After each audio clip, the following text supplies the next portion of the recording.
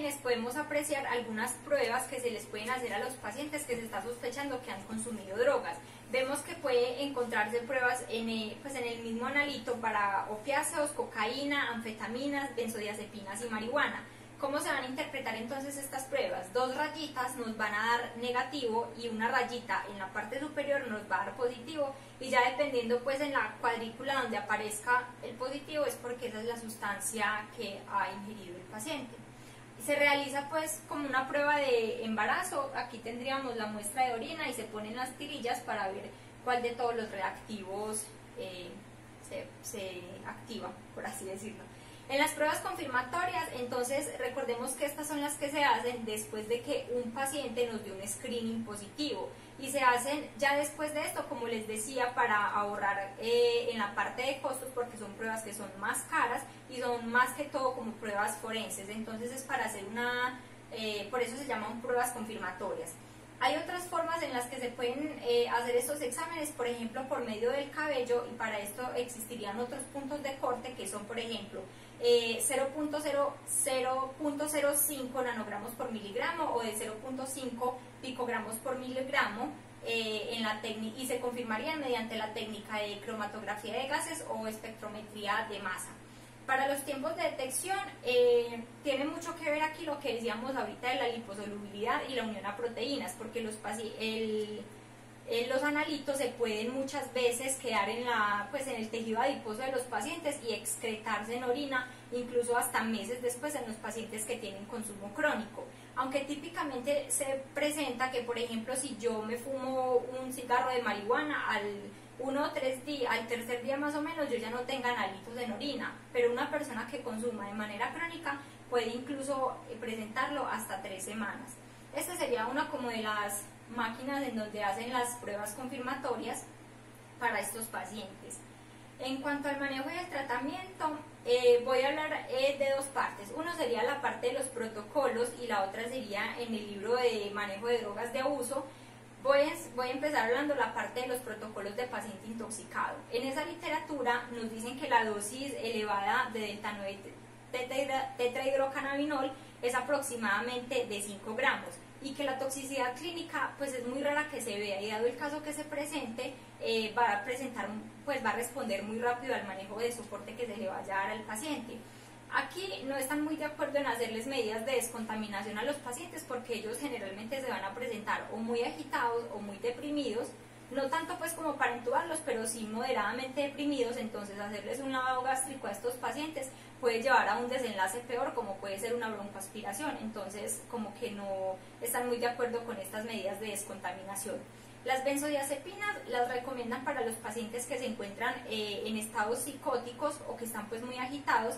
Por ejemplo, ellos nos recomiendan de lorazepam 1-2 miligramos intramuscular o diazepam de 5 a 10 miligramos intravenoso. Y en caso de que el paciente presente psicosis exotóxica o tenga una esquizofrenia, por ejemplo, se pueden utilizar los neurolépticos, cualquiera de los dos, pero hacen pues como preferencia por los atípicos, por los efectos adversos que pueden presentar los típicos.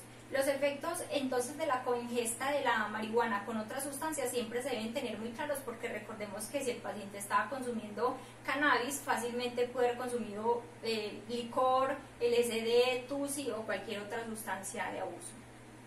Esta parte acá de este esquema se los voy a resumir en estas órdenes médicas porque no se ve muy clara las órdenes en el otro lado. Entonces en este paciente vamos a empezar con una observación más o menos de 6 a 12 horas en el servicio de hospitalización. Si está estable, puede haber algún paciente que requiera unidad de cuidados intensivos dependiendo pues a su severidad. Nada vía oral, se le debe manejar pues vía aérea permeable, y en caso de requerir intubación se va a intubar el paciente. Monitorización continua de los signos vitales, se debe hacer canalizar accesos venosos, realizar una glucometría.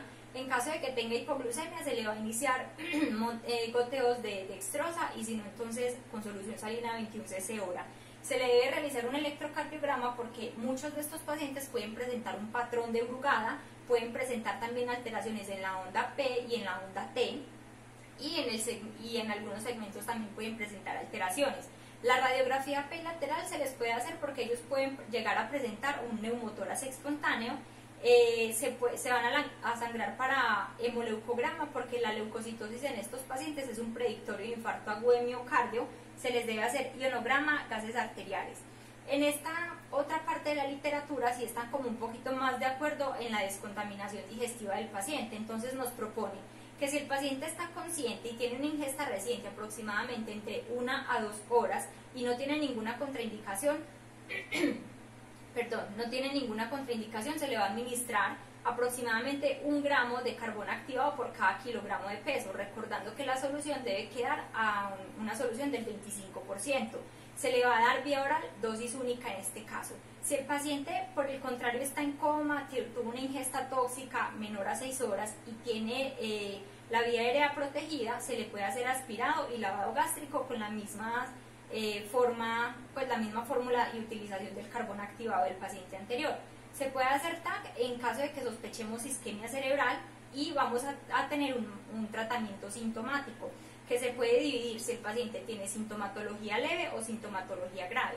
Si el paciente presenta una sintomatología leve, le vamos a administrar diazepam vía oral o intramuscular 10 miligramos. Si se mejora, se le puede dar de alta.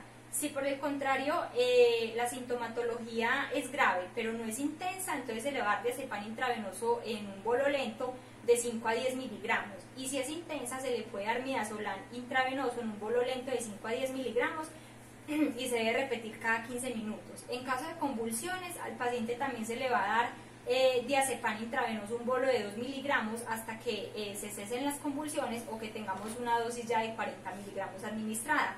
Si hay hipotensión, se le va a administrar 300 mililitros de solución salina para 20 minutos hasta que desaparezca la hipotensión, o de lo contrario iniciar goteo con vasopresores. Retención urinaria, en caso de retención urinaria se le pasaría una sonda y nada más. Este es como el esquema que les acabo de explicar, solo que la imagen pues no se ve muy bien. En el síndrome de abstinencia, aquí hay algo muy importante, y es que en la mayoría de las literaturas casi no hablan del síndrome de abstinencia, pero ¿qué ha pasado? En estudios más recientes, sí, a pesar de ser pues algo tan controvertido, se han encontrado que sí, pues sí empezaron a describir ya acerca de este síndrome de abstinencia, y es donde la persona empieza como a manifestar sensaciones de desespero o de ganas de querer consumir de forma inmediata cannabis. Por ejemplo, en el DSM-4 aún no lo han incluido, por el contrario en el CIE-10 ya lo incluyen, pero lo que pasa en el CIE-10 es que no dan los criterios de diagnóstico. Pero entonces digamos que se ha avanzado un poco en la parte de la literatura, porque al menos ya hablan de un síndrome de abstinencia. Entre la sintomatología entonces puede estar el deseo de consumo, el insomnio o alteraciones del sueño, la ansiedad, la irritabilidad, los síntomas depresivos y los cambios en el apetito. Dicen que estos pacientes entonces pueden ser tratados con tetrahidrocannabinol 60 miligramos más un agonista adrenérgico como la lofexidina de 2 a 4 miligramos. Y esto podría ser como eficaz para el manejo del síndrome de abstinencia a cannabis en estos pacientes. También hay otro medicamento, pues se han estudiado muchísimos medicamentos, pero entre ellos dicen que el mejor puede ser la buspirona 60 miligramos, porque es el que más le puede servir a estos pacientes. En algunos estudios estuvieron hablando acerca de la naltrexona. Este es un antagonista de los receptores mu, pero el problema, esta está totalmente contraindicada y no se debería usar, porque este medicamento hace que los pacientes puedan aumentar su dependencia o las ganas de consumir cannabis. Entonces por eso ya dijeron que este medicamento mejor no se maneja para estos pacientes.